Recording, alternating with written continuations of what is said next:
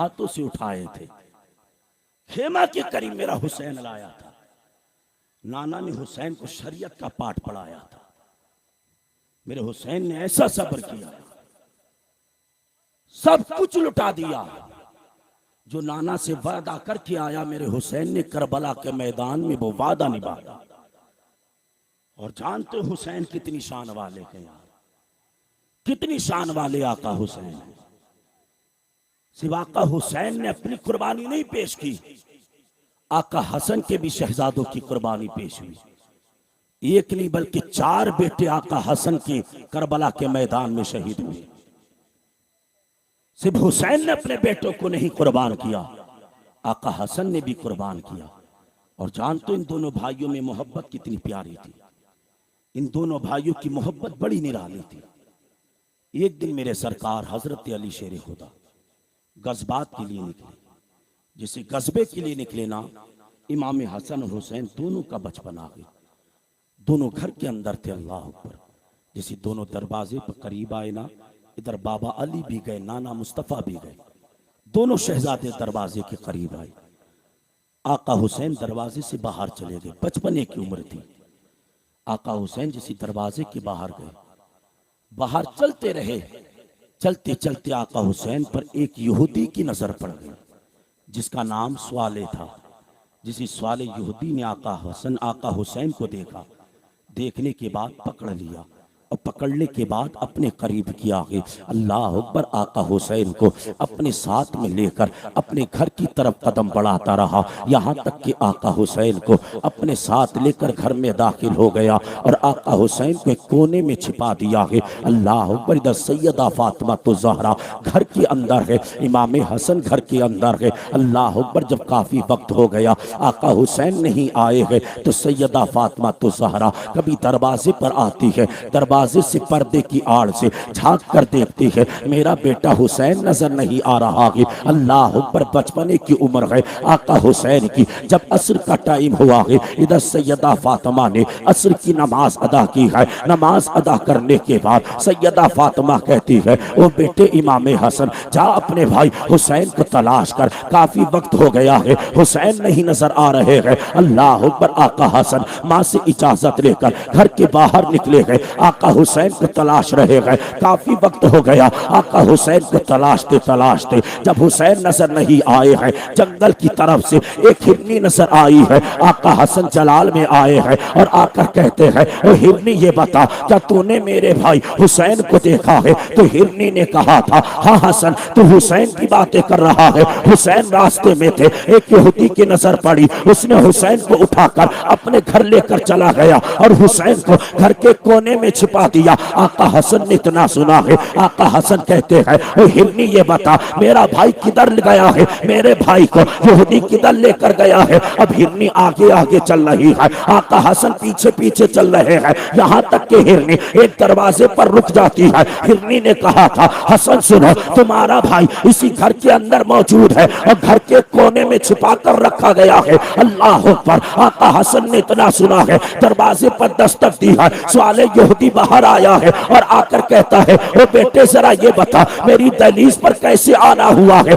आका हसन कहते हैं, मेरा भाई हुसैन का है। यहूदी ने कहा था, कौन हुसैन? मैं नहीं जानता हूँ, किसकी बातें कर रहे हो? आका हसन कहते हैं कि तू मेरे भाई को रास्ते से पकड़कर अपने घर के अंदर लाया है और घर के एक कोने में तूने मेरे भाई को छिपाया है। यहूदी ने इतना सुना है, सुनने के बाद कहता है, मैं किसी के भाई को नहीं लेकर आया, मेरे घर के अंदर कोई नहीं है। आका हसन जलाल में आए और जलाल में आकर कहते हैं, ओ यहूदी तू नहीं जानता मेरी माँ फातिमा की शान कितनी बड़ी है, मेरे नाना मुस्तफा की शान कितनी लाजवाब है, मेरे बाबा अली शेर खुदा कितने मर्तबे वाले हैं। अल्लाह अकबर। यहूदी कहने लगा है, ओ हसन सुनो, मैं तुम्हारे भाई हुसैन को नहीं जानता हूँ। अल्लाह अकबर। आका हसन कहते हैं, अगर मेरी माँ को खबर लग गई, अगर मेरी माँ ने हाथ उठाकर हलाकत के लिए बद्दुआ कर दी, तो याद रख ले कोई यहूदी जिंदा बचने वाला नहीं है। अगर मेरे बाबा अली को खबर हो गई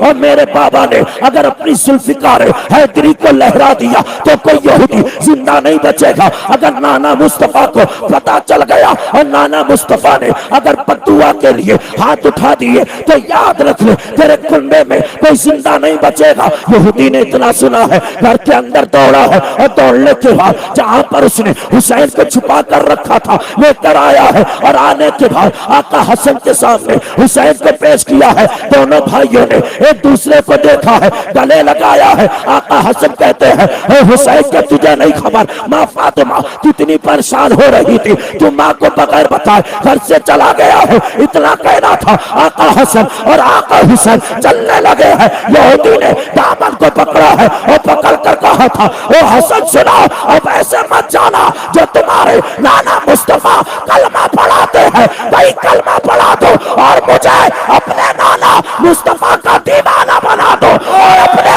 नाना का कलमा पढ़ाकर मुझको सच्चा मुसलमान भी बना दो। नारे तकबीर, नारे रिसालत, फैजाने शहीद आजम, मोहब्बत अहले बैते मुस्तफा, मसलके आला हजरत। ये बताइए बात समझ में आ रही? जरा लहक के बोले और तड़प के बोले। हाँ, ये आका हसन और आका हुसैन की मोहब्बत है। और आज हम तुम लोग हैं अल्लाह भाई भाई से नफरत करके बैठा है, भाई भाई का चेहरा देखने के लिए नहीं तैयार है, एक दूसरे के लिए इतनी नफरत, जनाजे में जाने के लिए तैयार नहीं। मैं क्यों झुकूं, मैं बड़ा हूं। छोटा कहता मैं क्यों माफी मांगू, बड़े की गलती है। लेकिन देख यार आका हसन हुसैन की मोहब्बत, अल्लाह अकबर। मेरे नबी ने तो यहां तक शहजादों के बारे में फरमाया, मुस्तफ़ा करीम इरशाद फरमाते गए इन्नल हसन वल हुसैना हमारा हानी मिनत दुनिया। सरकार फरमाते हसन और हुसैन ये मेरे दुनिया के दो फूल हैं। सुभान मेरे नबी इन दो फूलों को सूंघा भी क्या करते थे और इन दो फूलों को मेरे सरकार चूमा भी किया करते थे। सरकार सूंघते भी थे, नबी चूमते भी थे। और इतना मेरे सरकार को अपने नवासों से प्यार था, इतना प्यार अल्लाह अकबर। मेरे सरकार ने नवासे की खातिर बेटे को कुर्बान कर दिया, नवासे की खातिर बेटे को कुर्बान कर दिया। मेरे मुस्तफ़ा करीम की दाईं जानिब इमाम हुसैन थे, बाईं जानिब मुस्तफ़ा की गोद में उनके बेटे हजरत इब्राहिम थे। मेरे सरकार की बारगाह में जिब्रील अमीन हाजिर हुए। मेरे नबी कभी इब्राहिम की पेशानी को चूमते, कभी नवासे हजरत इमाम हुसैन के लबों को चूमते, कभी इब्राहिम के रुखसार का बोसा लेते, कभी हुसैन के लबे मुबारक को चूमा करते। अल्लाह अकबर। फरिश्तों के सरदार जिब्रील हाजिर हुए, अर्ज करने लगे या रसूल अल्लाह क्या आपको दोनों प्यारे हैं? नबी फरमाते हैं जिब्राइल मुझे इब्राहिम भी प्यारा है, नवासा हुसैन भी प्यारा है। जिब्राइल मुझे इब्राहिम भी प्यारा है, नवासा हुसैन भी प्यारा है। जिब्राइल अर्ज करते या रसूल अल्लाह जो आपको प्यारे हैं वही रब को भी प्यारे हैं, जो आपको प्यारे वही रब को प्यारे हैं। सरकार ऐसा कीजिएगा, एक को आप अपने पास रख लीजिएगा, एक को रब की तरफ भेज दीजिएगा। अल्लाह अकबर। मेरे सरकार ने अपने नवासे हुसैन की तरफ देखा कि अगर हुसैन चला गया तो तकलीफ अली को भी होगी, तकलीफ फातिमा को भी होगी, तकलीफ मुझे भी होगी, मुझको भी दर्द होगा। अगर बेटा इब्राहिम गया तो सबसे ज्यादा तकलीफ मुझे होगी। अल्लाह अकबर। मेरे नबी फरमाते हैं जिब्राइल फैसला कर लिया गया है। जिब्राइल अर्ज करते हैं या रसूल अल्लाह किसको चुना है, किसको रब के पास भेजना है? नबी इरशाद फरमाते हैं ओ जिब्राइल सुनो, मैंने नवासे को चुना है, इब्राहिम को भेजना है। अल्लाह अकबर। 3 दिन गुजरे थे, हजरत इब्राहिम का इंतकाल हो गया है। हजरत इब्राहिम नबी की गोद में है, आखिरी सांस ली है। मेरे सरकार की आंखें बरसी है। सहाबा अर्ज करते हैं या रसूल अल्लाह आप रो रहे हैं। नबी इरशाद फरमाते हैं सहाबा सुनो, जब कोई अपना जाता है तो आंखों में आंसू आ ही जाया करते हैं अल्लाह अकबर। जैसे इब्राहिम ने इस दुनिया को अलविदा कहा है, फिर हुसैन आजम नबी के सामने से गुजरे हैं, मेरे सरकार ने हुसैन को आवाज दी है, ओ बेटे हुसैन जरा इधर आ जाओ। हुसैन ने नबी की आवाज को नहीं सुना है, आगे बढ़कर चले गए हैं। जैसे आगे बढ़े हैं मुस्तफा करीम ने सहाबा से फरमाया कोई मेरे बेटे हुसैन को बुला कर लाए। अल्लाह अकबर। सहाबा दौड़े दौड़े हुसैन के करीब गए हैं और हुसैन से कहा था हुसैन तुम्हारे नाना ने तुमको आवाज दी है, तुमने अपने नाना की आवाज को नहीं सुना है, आगे बढ़कर चल दिए हो। अल्लाह अकबर। हुसैन ने जैसे इतना सुना है दौड़े दौड़े नाना की बारगाह में आए हैं। नाना मुस्तफा ने हुसैन को देखा है और देखकर फरमाया है ओ बेटे मैंने तुझे आवाज दी थी, तूने अपने नाना की आवाज को नहीं सुना है, क्या तू नहीं जानता है मैंने तेरे लिए अपने बेटे इब्राहिम को कुर्बान कर दिया है। हुसैन अर्ज करते हैं ओ नाना वक्त आने दीजिएगा, आपने तो अपने बेटे इब्राहिम को कुर्बान किया है, वक्त आने दीजिएगा आपका ये नवासा करबला में एक नहीं बल्कि 72 जानिसारों को कुर्बान करवाए। नारे तकबीर, नारे रिसालत, बस्ती बस्ती करिया करिया, बस्ती बस्ती करिया करिया, सर जमीने बंडिया बरेली शरीफ, सर जमीने बंडिया बरेली शरीफ। नारे तकबीर, नारे हैदरी। हुसैन अर्ज करते नाना तुमने एक कुर्बान किया, वक्त आने दीजिएगा आपका नवासा 72 को कुर्बान करेगा, वक्त आने दीजिएगा। अल्लाह अकबर। फिर वो तारीख भी आई, वो वक्त भी आया। 60 हिजरी रजब का महीना हजरत अमीर मुआविया का विसाल हुआ। यजीद पली तख्त पर बैठा, उसने एक खत लिखा मदीना के गवर्नर नाम जिनका वलीद बिन उकबा है कि हुसैन बिन अली से अब्दुल्ला बिन जुबैर और हजरत उमर से मेरी बैत ले लो, अब्दुल्ला बिन उमर से बैत ले लो। अल्लाह अकबर। जिस खत मदीने के गवर्नर के पास आया, रात के हिस्से में हुसैन आजम को बुलाया। मेरा हुसैन गवर्नर हाउस में आया। वलीद कहने लगा हुसैन जानते हो मैंने तुम्हें क्यों बुलाया? हुसैन कहते बता क्यों बुलाया है? वलीद ने कहा था हुसैन मैंने इसलिए बुलाया है, अमीर मुआविया का इंतकाल हो गया, उनका बेटा तख्त पर बैठा है और यजीद ने खत लिखा है, उस खत में लिखा है कि हुसैन बिन अली मेरे हाथ पर अपना हाथ देते। मेरे हुसैन ने सुना, सुनने के बाद मेरा हुसैन कहता है ओ वली सुन, हुसैन मरना गवारा करेगा लेकिन यजीद के हाथ पर हाथ देना गवारा नहीं करेगा। जिसे हुसैन ने इतना कहा हुसैन जाने लगे। मरवान कहने लगा वलीद ऐसे मत जानो, तो हुसैन का रास्ता रोक लो, हुसैन से जबरदस्ती बैत ले लो, बैत दी तो ठीक है वरना हुसैन को कत्ल कर दिया जाएगा। अल्लाह अकबर। इतना कहना था, फातिमा के लाल ने अपनी तलवार मियान से निकाली है, फिजा में लहराई है। हुसैन आजम फरमाते हैं कौन है जिसकी माँ ने उसे इतना दूध पिलाया है कि नबी के नवासे से मुकाबला कर सके, नबी के शेर का मुकाबला कर सके। अल्लाह अकबर। वलीद कहने लगा है हुसैन हम तुम्हारा, हुसैन हम तुमसे कोई मुकाबला नहीं करते हैं, तुम जाओ अपने घर की तरफ। मरवान से कहा था वो जालिम मैं किया हुसैन को इस बात के लिए कत्ल करूं कि वो यजीद के हाथ पर अपना हाथ नहीं देता है। वलीद ने कहा था ओ मरवान सुन ले, दुनिया की सारी दौलत लाकर तू मेरे कदमों में रख दे तब भी मैं हुसैन से कत्ल करने के लिए राजी ना होऊंगा, हुसैन का कत्ल करने के लिए आमादा ना होऊंगा। अल्लाह पर। मेरा हुसैन रात के सन्नाटे में घर आया है।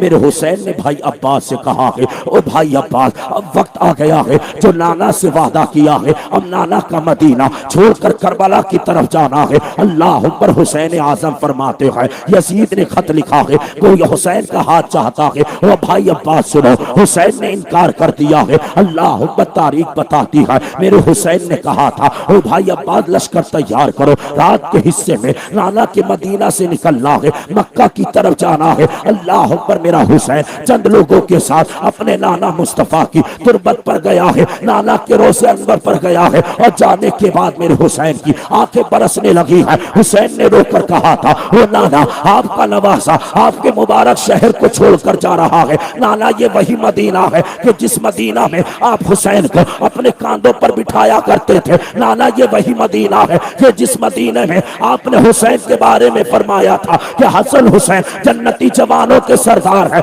नाना आपका नवासा इसी शहर को छोड़कर जा रहा है। हुसैन की आंखें बरस रही है। हुसैन कहते हैं वो नाना जो नवासे ने बचपन बचपन में वादा किया था, आज वो वक्त आ चुका है कि आपका नवासा वो वादा पूरा करने के लिए जा रहा है। अल्लाह अकबर। हुसैन कहते हैं ओ नाना, दिल तो नहीं करता है कि आपका मदीना छोड़कर चला जाऊं, लेकिन नाना मजबूर हो। नाना मैं नहीं चाहता हूं कि यहाँ पर आपके मुबारक शहर में यजीद नापाक का खून बहे। नाना मैं नहीं चाहता हूं आपके मुबारक शहर में नापाक खून बहे। अल्लाह अकबर। हुसैन आज़म अपने नाना की कब्र अनवर पर आखिरी सलाम पेश करने आए हैं। उसके बाद आका हुसैन अपनी माँ फातिमा की कब्र अनवर पर गए हैं और जाने के बाद आखिरी सलाम पेश कर रहे हैं। हुसैन आज़म कहते हैं ओ माँ फातिमा, ओ माँ फातिमा, ये वही मदीना है कि जिस मदीने में आपने हसन हुसैन के लिए मन्नत के 3 रोजे रखे थे और फाके पर इफ्तार किया था। ओ माँ फातिमा, आज आपका प्यारा बेटा आपके मुबारक शहर को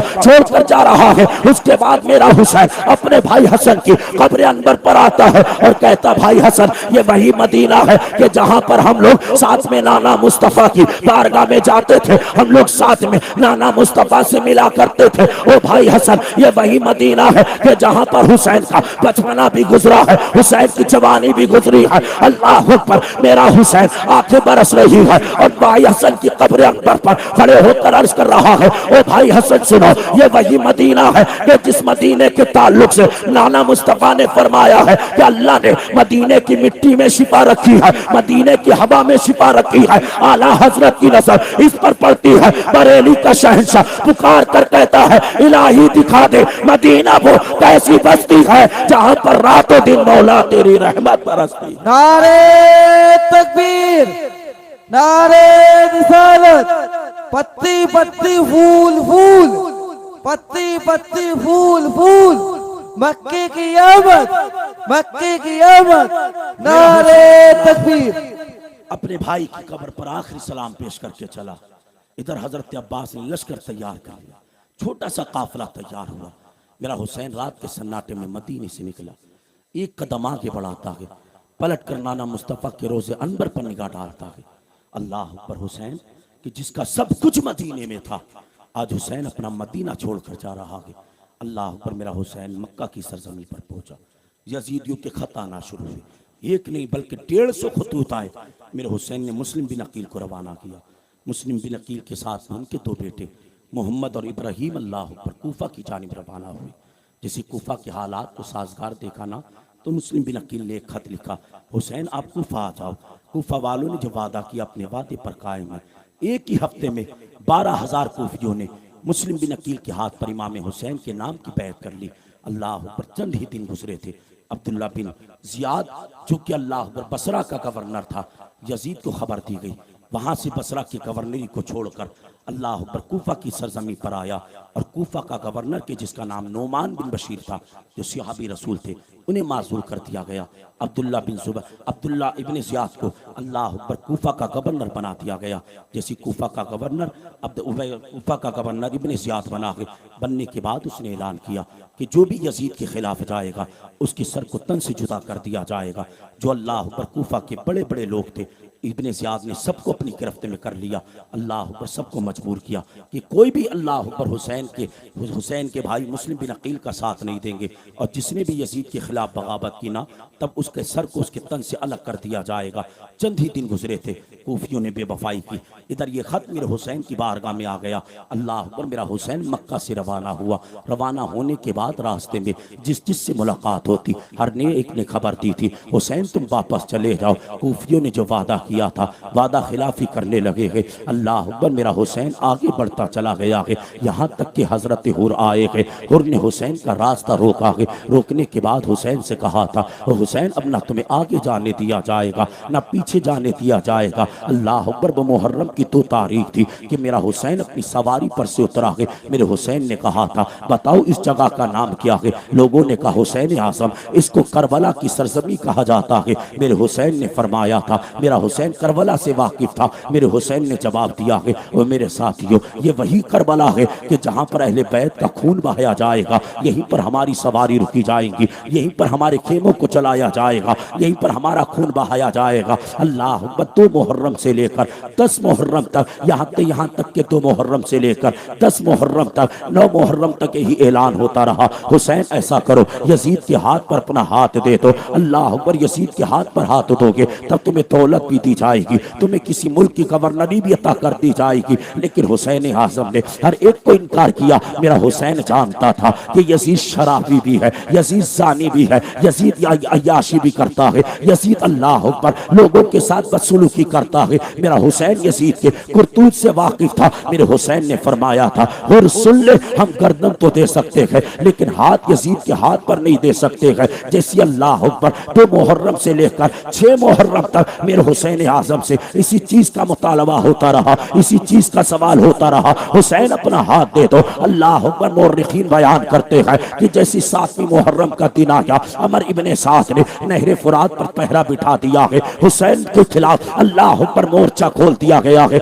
अमर इब्ने साद ने कहा था कि 500 सिपाही नहरे फुरात पर पहरा देंगे, कोई भी खेमे का अल्लाह अकबर कोई भी पानी हुसैन के खेमा में ना ले जाने पाए। अल्लाह अकबर। हुसैन के खेमा की तरफ पानी बंद कर दिया गया है और ऐलान कर दिया गया है, अल्लाह अकबर पानी सब पिएंगे लेकिन हुसैन के अहले बैत अल्लाह अकबर पानी ना पिएंगे।